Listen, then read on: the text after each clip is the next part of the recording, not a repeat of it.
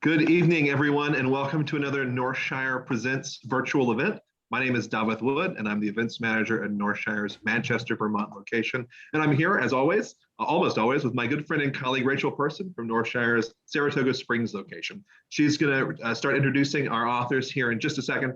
But before that, just a few things. As you came in, you probably noticed that we are recording tonight's event for broadcast on our YouTube channel. But don't worry, only those of us who are unmuted and speaking in this yellow box will be there for perpetuity.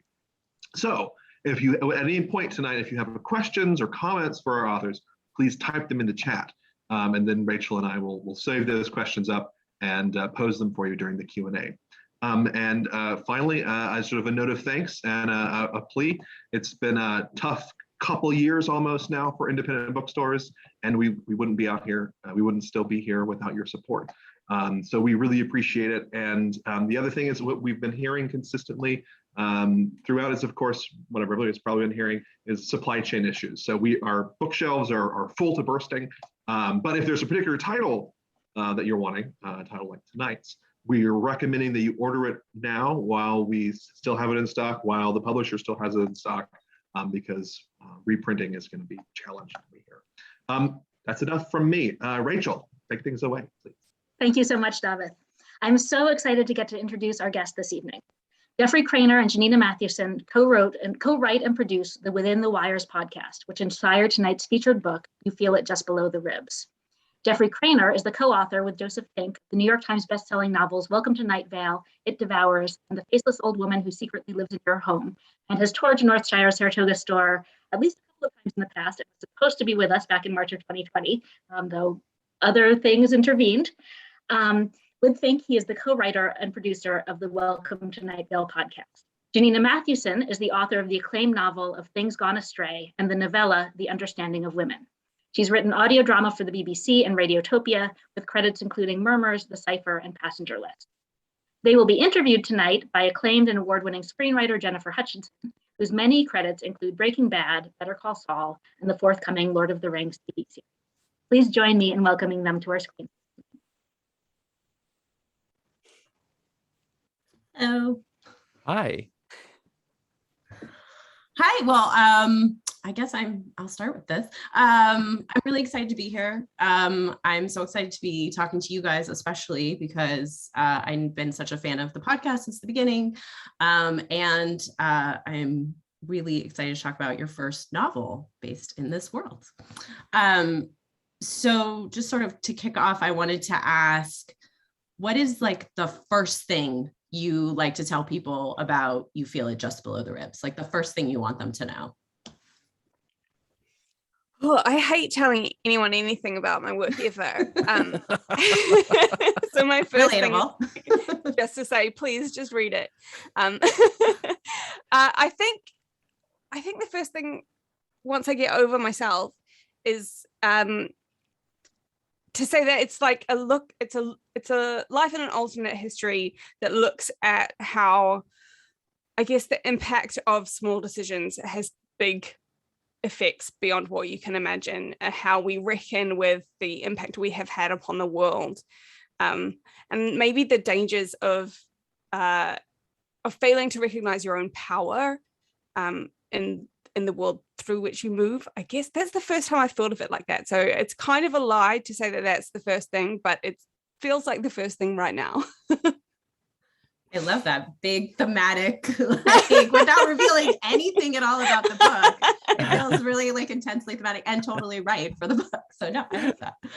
Did you want to add anything, Jeffrey?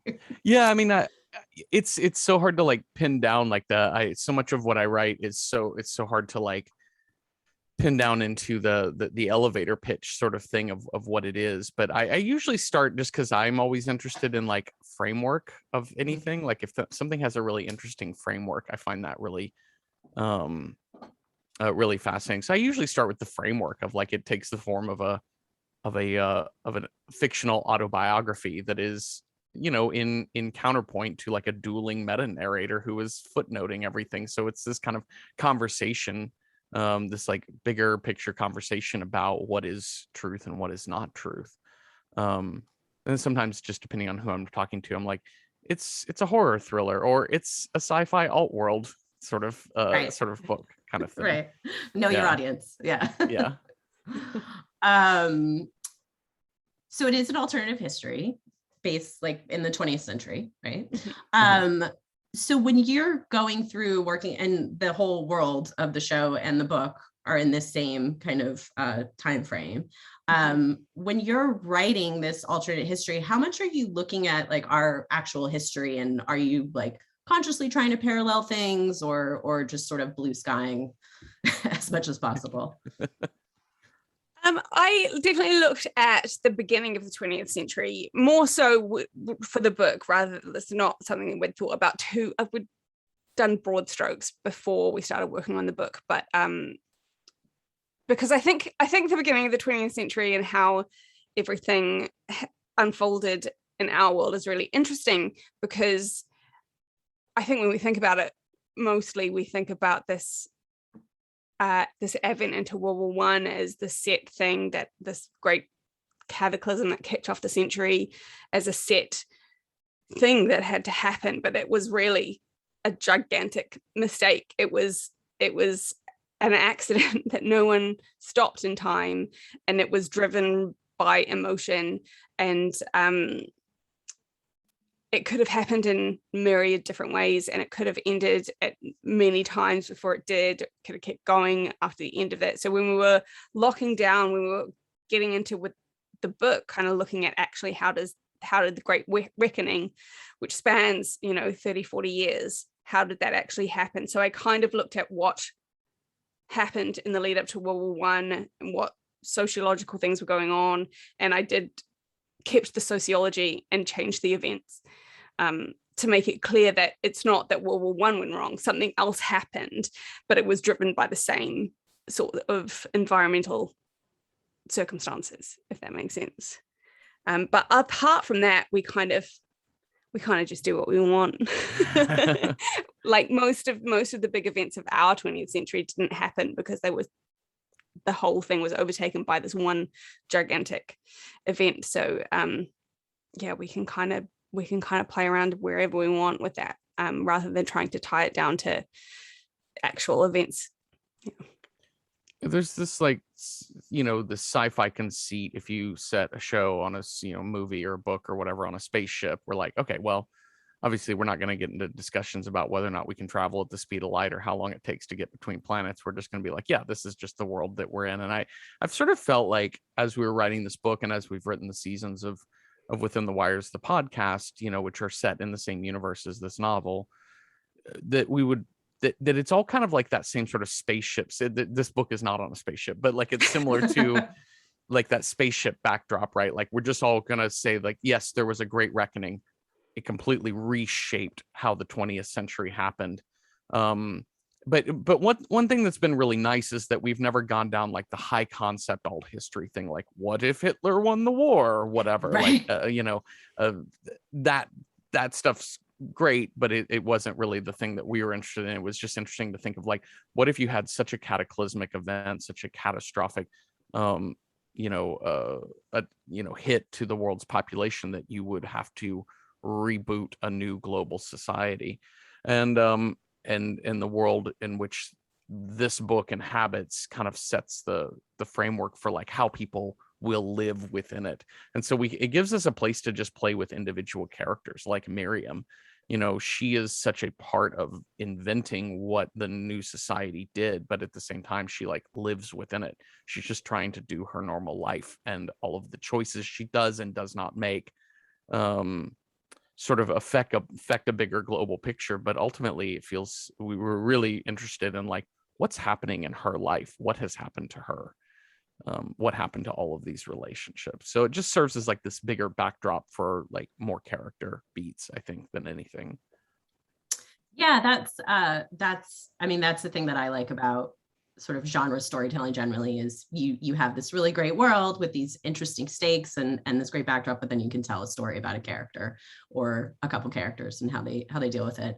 Like I loved what you said, Janina, about kept this sort of what was going on sociologically, but just not what was going on the sort of political like moves, like which makes me say what led you to kind of Miriam's story for this? Every season follows somebody else within this society. What made Miriam the book person? I think we started when we were looking at initial ideas for doing a book. We were looking at maybe something that was a bit more closely tied to the podcast than we ended up with. I think we had some drafts where this, for those who haven't listened, the first season is set at this medical prison essentially, and some of our initial ideas were tied much more closely with the people who are in that season. We looked at the possibilities of that, and we moved away from that, and we wanted. It still is relevant. It still comes into play a little bit, but we wanted to take a step back from it, and that sort of led us to talking about the person whose work led to that place being, that features in the podcast being possible. What would that look like? Where would she have come from? And we wanted to also look at the scope of the world in a way that we can't do in the podcast. The book gives us more space to sort of tell a more expansive story. So we're like, well, let's tell a whole life that starts with the Great Reckoning, which we have alluded to, but never looked at in detail. So we can thread this life through the whole history of the conflict and to this small localized impact at the end. We got real excited about being able to kind of like to tell the story of a century, right? Like to kind of track most of the 20th century. And in the podcast, we hold, I'm not going to say tightly to the format, but I mean, like we do hold tightly to the format in terms of like each season is a form of found audio. Season 1 is relaxation cassettes, and then we did another season of museum audio guides, etc. But for this, like we obviously didn't want to do something that was audio only because it's going to be a book. And so it gave us the chance to play with like found text. And then once we sort of like started talking a little bit about that, it got us into the, to what Janina said was like the picking of Miriam was this like tie to some of the stuff we've dealt with in the podcast. But more importantly, it just was like, this seems like a really cool way to play with a single narrator, to play around with this first person storytelling. And then once we figured out that we wanted to footnote this thing, that kind of solidified everything for us. Yeah, it feels like maybe what's interesting when you say that sort of single voice narrator, and then you actually end up having a book that's really two competing narratives through your footnotes. And I mean, I love the footnotes, which, start kind of sort of like historical context and then become commentary very, very quickly. And then some of what I loved sort of the storytelling through footnotes in the sense where you would be, edited for clarity or like, water damage apparent, things like that, like things that were sort of like giving a context to the emotional state of Miriam, who was writing the book. So it sounds like the footnotes came a little bit later in your process, figuring out how you were going to tell this story. How did you approach the sort of footnotes as a storytelling device? I was really set on the footnotes. I can't even remember what made me want them, but I liked the idea of casting doubt over an account and then casting doubt on the doubt itself as you go along, because I think it's really interesting just to recontextualize how we approach historical texts and how we know what we can trust and what we can't trust. I mean, not even historical texts, just anything in general. Like we choose what we believe because it comes from people who we believe to be trustworthy. And those, that is a choice. We choose what we align with, and we have our reasons and justifications, but it is a choice we are constantly having to make. And I think when it comes to history, unpicking the idea that all historical writing is just objective truth because when you first learn history, you do it at high school and you're just presented with facts and accounts, and you're not really asked to question them or asked to think about the biases or the context they were written with and in. You come to that later, and I just find that really interesting, and so I wanted to have just have something that made the reader question, who do you trust and why, and should you, and ultimately it's your decision to make, but you do have to make it at some point. I really, from the get-go, I really love the idea of the footnotes, but I remember, like, for a little bit, once Janina started writing out the intro and the first set of notes, as we started writing more, I kind of had this thought of, like, I'm not really sure what these will do other than just provide historical context. And then Janina really kind of, like, set the example of how to do that. And as you pointed out, Jenny, like, they do get more combative with the reader. And so once I kind of got to that, I remember I was looking for it today, but it might have been a verbal conversation Janina and I had, not one in, like, the comments in the margin, but she had written, there's a moment where the annotator refers to something Miriam says is like, she is exaggerating to the extreme here, or she is, she is arrogant to the extreme in this statement. And I remember asking Janina, I was like, would this academic type, like, speak like that? And Janina was like, mm-hmm. I was like, oh, okay, I get it. I get what's happening. Okay, yes, amazing. Yeah. Yeah, I really wanted it to become clear over time that, like, everything academic was still written by a person. Yeah. Mm-hmm. Nothing is objective. Yeah, it does something really interesting with point of view, right? Like, and kind of forcing the reader to pick, because at first the footnotes do feel really authoritative and like, oh, well, I guess I should listen to this. And then as it goes along, it does kind of force you to confront that. So I imagine that different readers will have different interpretations of what the objective truth might be. Is that something that, I assume, one, do you have your own objective truth to this story? And two, I know some writers, like, love when people interpret work in different ways from their own context, and some definitely are like, no, I'm really specifically trying to say this one thing. And so I also want to see kind of where you both fell in that spectrum. Yeah, I think that's the hard thing about writing is knowing where that line is for you, because, like, I absolutely am so here for, I consider that part of the collaboration, like what the reader brings to it and how they interpret things. I think that's really, really important. But then there's also stuff that you want to be clear about. And because stylistically we work in this, like, we don't go for, like, hard over explanation sorts of work. I don't think either of us do that in general. And that's by design. It's like, we do that deliberately, but then that means that things are open for interpretation. And there is this fear there, because it's really hard to know from this side of it how clear you have made the things that you want to be clear about, and how much you have left open that you maybe wouldn't have wanted to until it gets out there. And so it is, it's, I both love it and fear it a little bit, I guess. Yeah. A few years ago, Joseph and I wrote this novel, this Welcome to Night Vale novel called It Devours, and we did a book event, and the moderator kind of one of his early questions to us. He says, this book is ultimately about grief. Can you talk about how you put that theme into this book? And I'm like, no, it's about a giant centipede that devours the town. I was like, no, it's not about that at all.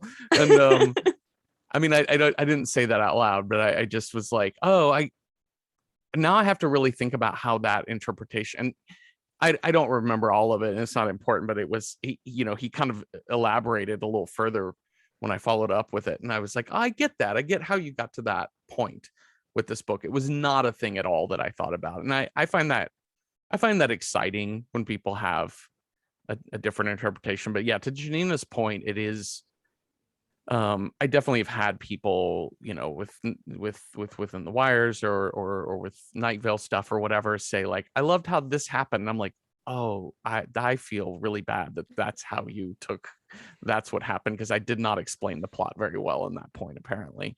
So yeah, so it's a little tough, but yeah, it is a thing where, like, I mean, the moment you give anything to anybody to read or watch or listen to, it's theirs now. Like they have an equal part in that interpretation.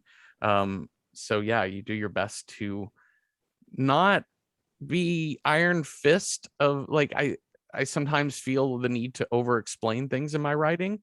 You know, when people ask me to edit something, it always gets like 20% longer and instead of 20% shorter.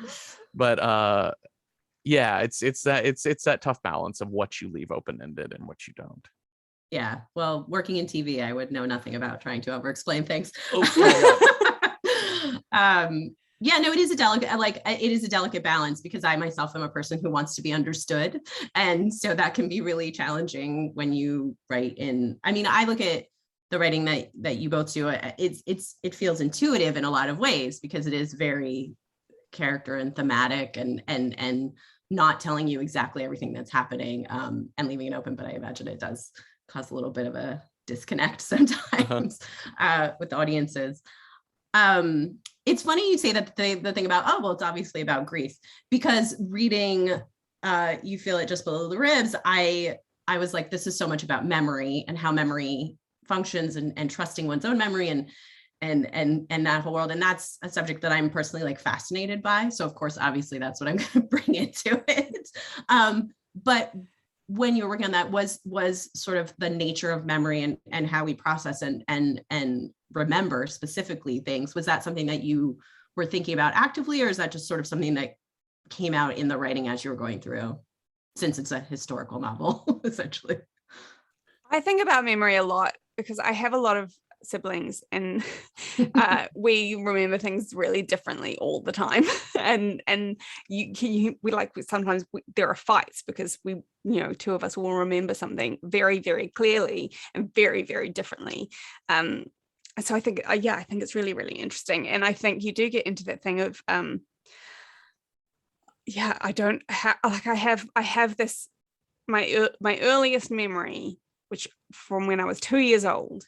And then I don't know if it's true because I've remembered it so many times, and I don't know how it has been changed and filtered in all of those times. It's weird when you try and think about something you remember from when you were really little. Yeah, it kind of messes you up. Yes. I'm familiar with this. Yes. Mm-hmm. Yeah, there's so many interesting, you know, sort of reads and you know, things I've read before or like listened to in podcasts talking about how memory works. And there's something that I think a lot of people believe, that there's, you know, actually like repressed memories, either through trauma or just through memories that you've forgotten, that you just that were maybe mundane, but then pop back into you when you have a moment. In a lot of ways, that I heard somebody describe it as in like it's that in some ways those are the most pure, right? They've been sealed away. They haven't had time to oxidize, to rot and grow mold. And I'm like, oh, that's really interesting. And so the more you, like, I always think about that, like, oh, the more you kind of share a memory as a story, the more you are reshaping it. You know, you are, it's you know, it's taking a different shape. It's melting a little bit. It's, you know, it's getting sun damage, something like every time you take that out. So yeah, that like, I'm with Janina on this. Like, I think about memory all the time in that way. And, you know, we have countless stories of actual real world memoir writers, and questions get called into like, this story didn't happen, did it? And, Yeah. but there, you know, there is something to, God, this sounds so platitudinal, but like truth versus capital T truth, you know, like if you're hitting on the essence of something. Lying is seems to be crossing a line, but at the same time, like sometimes you just know something to be true, even if it's not actually what happened. Yeah, the essential truth of a thing versus the detailed truth. Yeah, no, I think about that a lot too, especially Yeah, in writing, especially working in adaptations, you think about like what's the essential truth of this story versus what are all the little plot points you have to hit. How do you, so you work collaboratively, and Jeffrey, obviously you have other writing partners you work with collaboratively, but how do you two kind of divide the work here, and what's your process with writing the book, and then if you want to, how that relates to the podcast too, if you would like. I think for collaborating on a book rather than writing one alone, and we were really well practiced at this because we've been writing the podcast together for so long, but really you have to outline and took quite a lot of detail. So we do that first, we talk about it, we bounce around ideas, and then we go away and we write our own little brief outlines, and we come back together and we work on that a little bit more, and then we write more detailed outlines. And then once we've got the final sort of chapter breakdown, we sort of went away and took, I would take part 1 and Jeffrey would take part 2, or whatever it was, and then swap over and go back and forth a few times to iron out the kinks and get it consistent. And it's really just a matter of making sure what your work is going to be before you go away, which I imagine is kind of similar in TV, right? You are answering to a bigger series, so you've got the key stuff is worked out, and then you go away and play around with that and come back together and go over it again and again and again. Yeah. We have a showrunner though who tends to be the person who's like make sure that the voice is consistent. So between the two of you though, I assume it's a bit more of a democratic like. Yeah, I imagine making it democratic in a writer's room with a lot of people would slow down the process considerably. It's like 75% democratic in like a great room, but like you have to have that one person who comes in and is like, no, this is, because it's also more people. I think finding consensus with two is easier than. Yeah, absolutely. Yeah. It's it's sort of fun because you kind of learn from each other, and you getting the outline is a big chunk of it. I think that's more than 50% of getting the actual book down. But it's interesting, like working with Janina on this is the second time. I mean, Joseph and I did 3 novels together, but like this is only the second time I've worked with somebody else on a novel, which is a really interesting experience because it's so many words, there's so much happens in a book. And so, we still got the outline correct on first draft, like, some continuity errors and things that we fixed. But we still had a lot of like details about like, I think now that I'm looking at this, wouldn't it make more sense for this to be the thing that's happening? One of the big changes, it happens, there's a section at the beginning of part 3 that when I wrote it to the outline, I think our outline was like, Miriam and Teresa meet and later they get married, sort of thing. Like that's kind of what happens in this section. And I wrote this part about their meet cute sort of thing, and Janina was like, I really think we should just build on this. And so Janina did an amazing job of kind of like adding to everything that was there. We also have a few like disputes over like, is this how this scene resolves itself? Like this feels now that we see it written here. How do we play with that? But yeah, the democratic thing is a little tough when you have 2 people with equal votes. So you kind of have to sense, if somebody really wants something to happen, are they just not happy with what's there, or do they actually have something that they want to champion to make happen? And so you kind of have to feel that out with the other person. And sometimes the person who just doesn't like what it is loses that battle, because it's like, if you can't define what it is you want, then that's not going to happen here. Yeah, you have to push the note behind the note, or it's I just don't like it. Yeah, I just don't like it is a really, really tough note to give anyone. Please never do that to anyone. Oh yes, yeah, no, I've definitely gotten that one.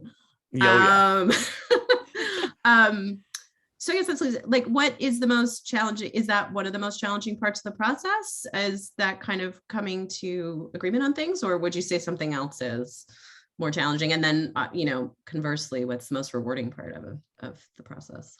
I mean, I would say that is both the most challenging and the rewarding in terms of a creative moment, because I think it's always that part of writing, that push and pull is, I think, how you generally get stuff to the next level. Like you can't trying to answer, in my experience, if we're disagreeing, if two people are disagreeing over how a certain thing should happen, sometimes you can get to a way to get both people what they want instead of sacrificing. And like that, those moments when that happens is really, really exciting. I think challenging in terms of just hard, the challenge that's stuff like the copy edit when it's getting really like fine tuning. You're like, I want to die. But yeah, I think those, that's what's really exciting about working with other people. I think is those challenging, but disagreements or disagreements that you can push to something more.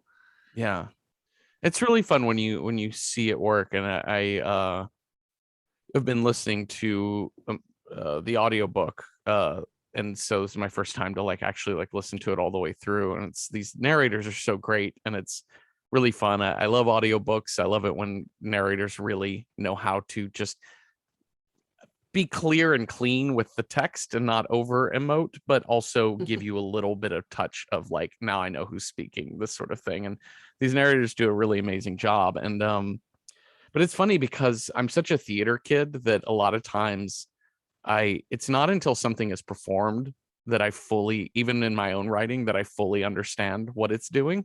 I understand what something is saying. I understand themes. I understand what a character wants or whatever. But then when you see it, it has a different, or hear it or whatever, it has this totally different effect where you really catch just how the intensity of how good that writing can be. And so it's fun listening to these two. I'm like, oh, this there's so many moments of the just edited for clarity or things like moments like that just stand out so much more. Whereas, when I was reading it on the page, I understood what it was doing. I thought it made total sense there. Then you hear it and I'm like, oh, this is amazing. I need to hire a reader anytime I write things now. If I'm going to write novels, I need to hire a reader to come perform it for me first. I mean, that's advice I give when people ask me questions about writing dialogue and scripts. I'm always like, just read it out loud, get someone to read it out loud, because then you really, it's interesting how you truly hear that. That makes me think though, is it different with the audiobook, which is just because audiobooks are their own thing, because you have the existing novel, versus what you're doing in the podcast, which is a performative medium in a different way? Is there a different feeling between those two? Your podcast, obviously, and then the audiobook. I'm sure there is, but just, do you want to speak to that at all? Yeah, I mean, it's so subtle. I will explain. A lot of times when I talk about fiction podcasts to people, especially the type of stuff that we do with Night Vale and Within the Wires, which are usually tend to be more single narrator. Mm-hmm. But it's a very subtle difference. I feel like the audiobook narrator, first and foremost, is a clear narrator of a book for somebody who is not physically reading it or cannot see the words to read for themselves. So you want something that is clear and clean and straightforward. And a lot of the acting choices for me seem to come initially from clarity rather than just simply really putting on a performance, but performativeness in podcasting feels more closely related to theater to me. It feels a little bit more like I need the intimacy of as a performer on a fiction podcast, I need the intimacy in that person's ears. I need them to like me or trust me or be interested in me, more than anything else. And so it can sound real subtle if you don't listen to either very much, but yeah, there is a slight difference there in that sort of way. We're currently on season 6 of Within the Wires, and it's interesting listening to those episodes while in conjunction with this audiobook, 2 different stories entirely. But this current season, there's a real quiet intimacy to the performer that's on this year's show. She's it's something she's really in your head. It feels like she's sitting next to you as opposed to reading you a book. Yeah, I think there is something in the writing as well. Obviously with this, because we work when we write in this particular universe, we write in some sort of found medium. So when we are writing for the podcast, we are writing for an audio. We are writing someone who is speaking. Whereas in the book, we are writing someone who was writing. So it changes how things sit. But also I think there is something in writing that is written to be spoken aloud. I was listening to something recently, some podcast or other, where someone was talking about poetry and how it really took life for them when they realized that they could listen to someone read poems aloud, and how that experience is so different to reading them on the page, and for them made it, come alive as a genre of art. And I think that was like, for the first time I was like, oh yeah, it is amazing to hear poetry read aloud. It is different, and I think they are.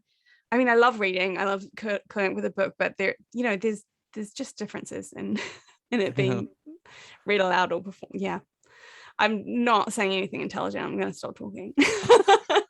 You're saying so many intelligent things. So I feel very outclassed here. Yeah, I guess it is more traditional storytelling. Like, it kind of goes back to sort of the origins of storytelling, like the sort of verbal tradition, like oral tradition of it. So yeah, completely.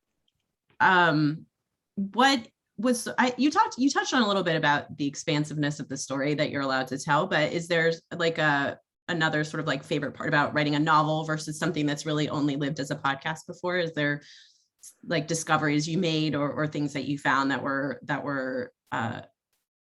like positive experiences having to get away from like the medium that you were used to for this world? I love the notion of like just the thing I like about writing novels is just the expansiveness, the amount of room I have to play with language. It's just my favorite thing to do as a writer.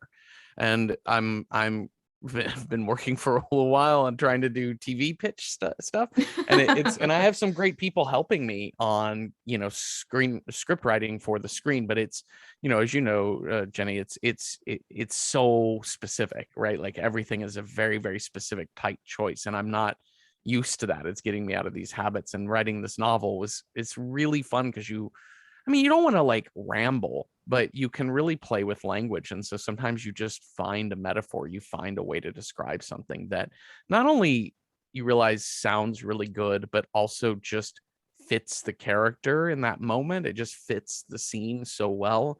And it's like finding that puzzle piece. It just fits in really well. But I like having that room to play. And also, I feel like in any medium that you're working with, you want to find something. If you're making something for a medium, whether it's a podcast or a TV show or a painting or a novel or whatever, I think you want to find, for me, I always want to find something that is unique to that medium. And I think that something like Footnotes is unique to the novel.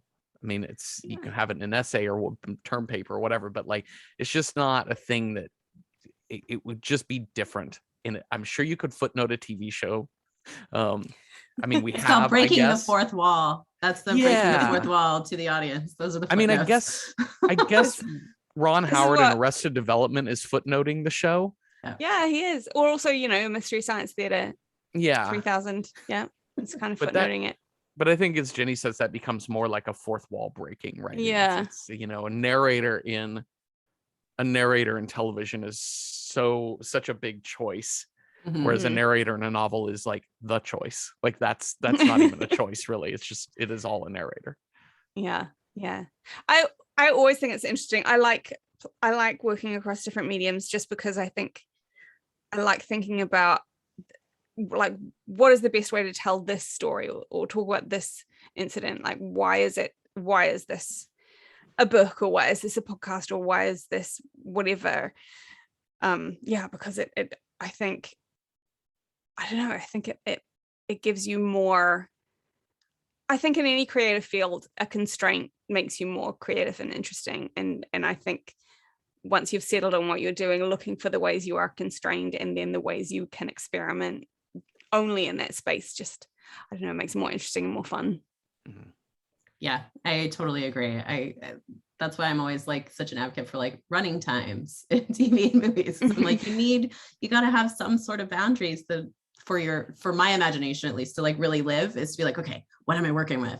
And then kind of going from there. That's completely.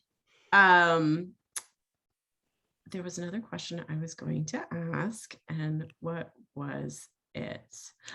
What other areas do you kind of as you write in different mediums, whatnot. What other areas do you find inspiration, like creatively? Are there other mediums or things that kind of refill your creative well?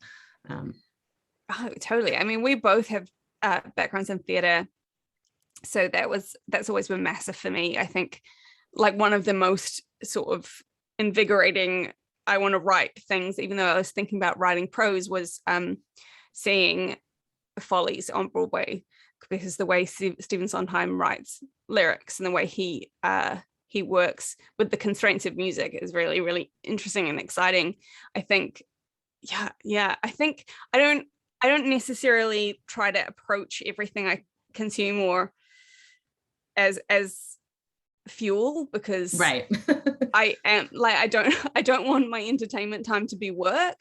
But I think it's everywhere in a way that if you let it, can take you by surprise. And I think that's really important.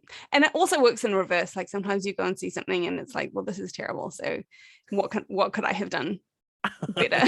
Yeah. It's true. The cautionary tale is often great inspiration. Yeah. I went to a bad play yesterday. I was like, oh, I could fix this. Yeah, I mean, I always go back to, I think one of my greatest inspirations as a writer was the playwright Will Eno did a play back in like this 15, almost 20 years ago now, but it's a solo play called Tom Paine, based on nothing. There's just a single monologue. It's a full hour-long monologue, and it's just the way that the performer has to be so confrontational with the audience, and not in this mean way, not in a, dealing with hecklers, sort of reverse heckling sort of thing. It's more a matter of like, he builds these really beautiful stories, these beautiful worlds, and then destroys them. And then he kind of goes in a different direction. And it just sort of taught me, one, about how much fun language is. And then two, it taught me about like just every type of art is a conversation. You're allowed more conversation in theater than you are in film, because you actually have people in the room with you, or with a book wherein so many people may buy the book tonight but not read it for 6 months or 6 years. Who knows? That it's just it's a different sort of deal. But that sense of art as conversation was really big. And I think the other thing is that like it just sort of inspired me to kind of like, I can break free from story, I can break free from plot sometimes, and just be interesting. And it felt like it was just the first play where I was like, I feel the permission just to be a personality, like not me, but what I put out on stage, or what I put into the writing. And if you can just be interesting, like that doesn't hold you for much longer than an hour. So like, you can't do that in a novel of just be fascinating words for 400 pages. But you do need some story, you do need some intrigue, things like that. But I just think the idea of being able to have just an interesting feel, a vibe for a little bit, is really cool. Yeah. I also get excited when I see someone doing something that it would never have occurred to me to do. I went to the show at the Edinburgh Fringe when I first had moved here in 2012. It was the year after I moved here. So it was 2012 Fringe Festival. This Australian comedian, Cassie Workman, and she did this show that I saw it once there, and then I saw it again. It had a season at the Soho Theatre in London, and I saw it those 2 times because I dragged a friend to see it in London because I loved it so much, and I knew it by heart because it had such a big impact on me. And it was because it was a show that was like, it had comedy, like stand-up elements, but it was also just like storytelling. Like she had a little she had musical elements, and she had a little illustration elements, and she just told this story.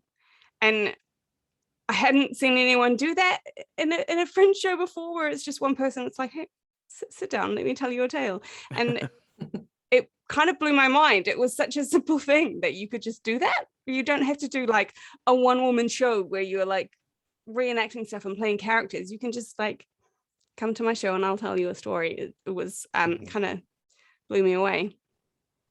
Yeah, I think it can be hard as a storyteller sometimes to be surprised you can admire works of art or you can enjoy them, but like being truly surprised by something, I think is, for me, I find really special, just because it's hard to turn that part of your brain off where you're working the story and working a problem as you're kind of watching it. So I find those surprising moments very inspiring as well. Yeah. I was gonna add one more thing too, because Janina, you brought up the idea of like going to see bad things and get some inspiration by like, oh, how would I do this different? Cecil and I joke, we do a podcast together where we talk about horror movies. And Cecil sort of jokes, he was like, the best movies are either 1 star or 5 star. Like those are the best movies. And I'm like, that totally makes sense. But we have seen a ton of 3-star movies this year. And the thing, most 3-star movies are just what they sound like. Like, it's fine. Everything's fine. It hit the beats. It did the thing. I don't feel like I remember much of it, whatever. But every now and then we get these 3-star movies that are just absolute messes, but they're really interesting because somebody is playing around with time or camera or doing something that absolutely does not work, or an actor is totally in they're playing on their own playground, right?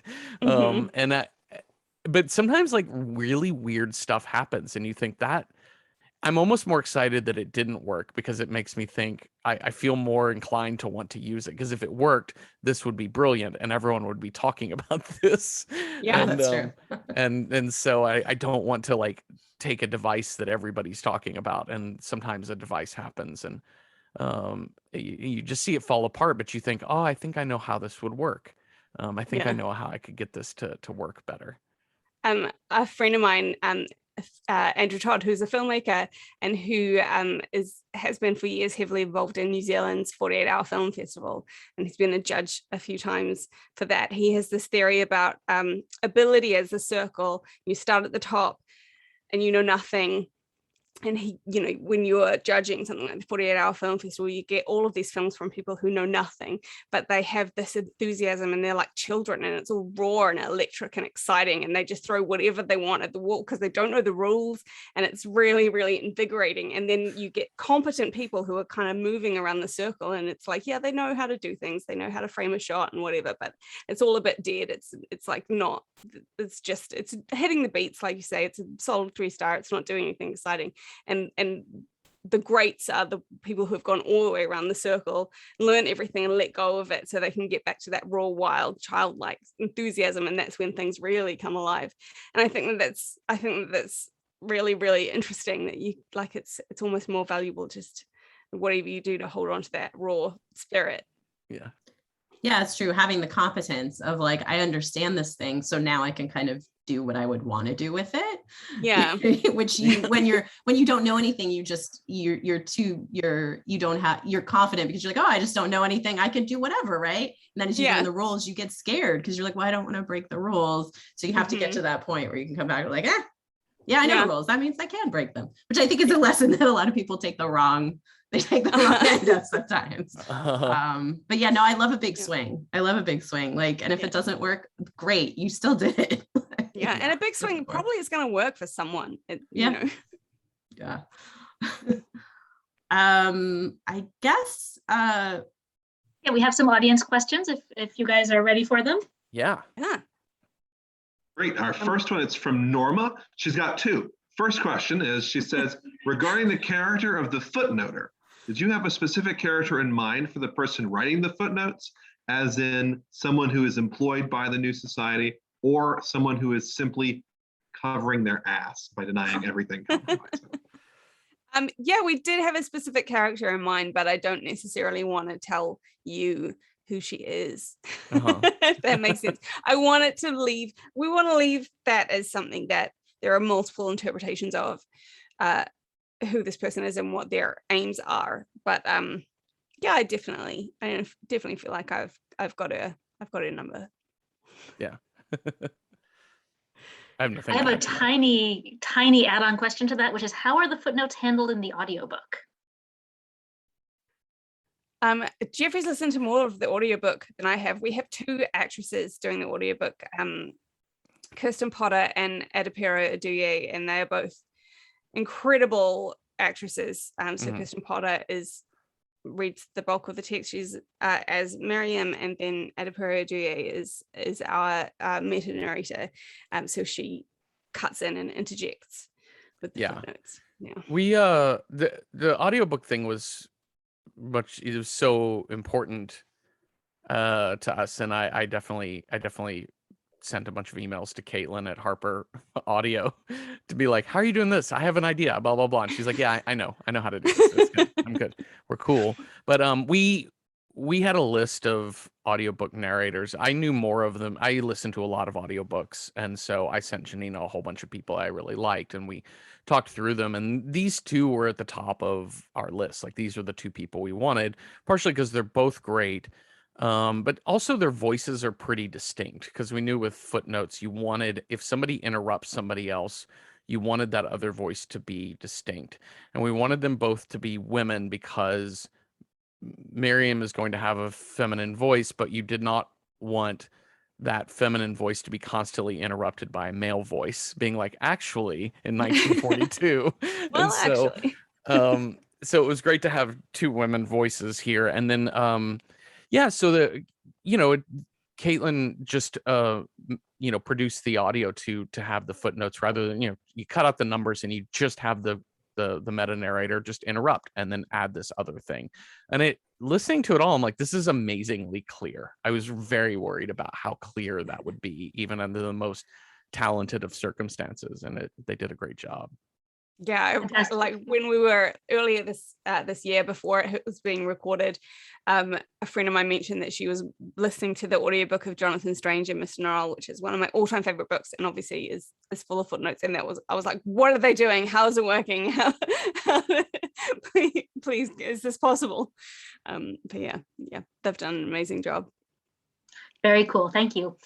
So we're actually close to out of time. So I think we'll wrap up with Norma's second question, which is another great one.